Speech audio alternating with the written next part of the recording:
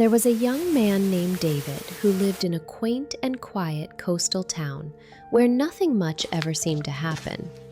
He was youthful, yet every single day felt like a constant battle was raging inside his head. His thoughts were an endless agitator, pulling him backward into mistakes he made ages ago and propelling him forward into disasters that hadn't even happened yet. Sleep was a forgotten luxury, replaced by two new companions, restlessness and insomnia. His mind refused to rest, and the simple act of grinning felt like a distant memory from another lifetime. One morning, as David was doom-scrolling, he came across a short that mentioned a therapist that had moved into the area several months ago after retiring from a high-profile career in the city.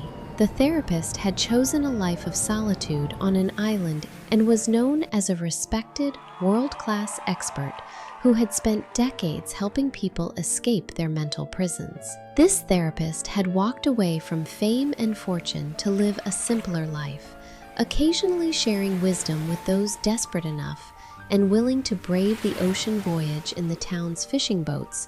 David felt a spark of hope for the first time in months. He packed a small bag and began making preparations for the journey, thinking that maybe this person could show him the way out of his suffering.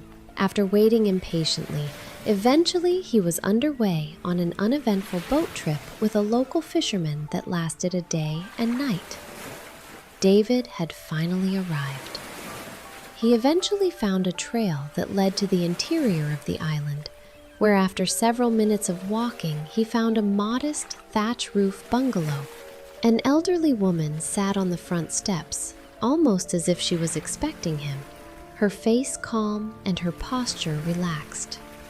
David approached nervously and said, "I heard you can help people find peace. My mind is in chaos and I can't take it anymore. Can you help me?" The woman studied him for a moment, then stood up slowly. She said, "Peace is not something I can hand to you like a gift, but I can show you where to look. Follow me and do exactly what I say." She led him to a small garden behind the cabin where vegetables grew in neat rows. Then she picked up a spade that was leaning against a coconut tree. She handed it to David and placed a single coconut carefully on the flat part of the blade. "Walk to the end of this path and back. The path goes through the woods for about half a mile, gradually ascending the island's only hill. Do not let the coconut or your little clawed companion fall off," she said with a sparkle in her eye and a hint of amusement in her voice. David looked at the spade and the coconut and the small crab that was scurrying off the coconut as quickly as it could. Then at the woman, confused but willing to try anything at this point. He gripped the handle with both hands and began walking. The path was uneven, with exposed roots and loose stones everywhere. Nesting seabirds called out from the branches above, and squirrels darted across his path without warning. A light breeze made the coconut roll about on the blade's surface, not unlike the bobbing of the boat on his trip to the island. But David kept his eyes locked on that furry, round ball, adjusting his grip and his steps with complete concentration. His breathing slowed down naturally because any sudden movement would cause failure, but this wasn't so easy because the climb was far steeper than it looked from the shore, and his breathing was becoming more labored with each and every step. Time seemed to disappear as he walked, turned around at the path's end, and made his way back. When he returned to the little bungalow, the coconut was still on the shovel's blade, and the little crab was still clinging gingerly to its once stationary home. David felt strangely exhausted, but also oddly clear-headed in a way he hadn't experienced in years. The woman nodded with approval and asked, "You succeeded, but tell me what you noticed during your walk. Did you see the turtle that crossed that path behind you? Did you hear the scurrying squirrels running from tree to tree as you walked?" David blinked in surprise and answered honestly, "No, I didn't notice any of those things. I was completely focused on the coconut." The woman smiled gently and said, focus is the answer you came here to find. Your mind stopped racing because you gave it only one thing to care about in the present moment. There was no room left for regret about yesterday or anxiety about tomorrow.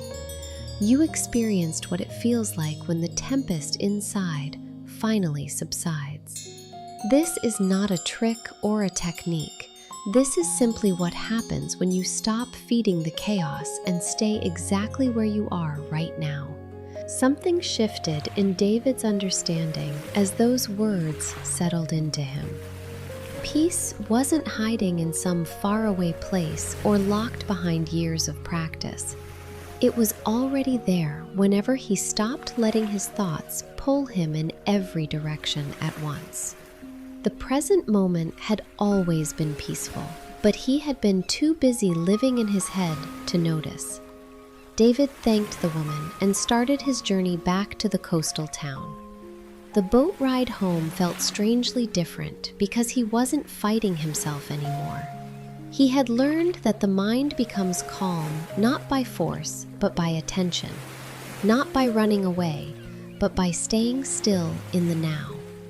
Whenever thoughts tried to drag him backward or forward, he simply returned to whatever he was doing in that exact moment, just like he had focused on the spade, the coconut, and the little crab. That simple practice changed everything for him. If you've enjoyed today's tiny tale, please hit the like button and subscribe. Thank you.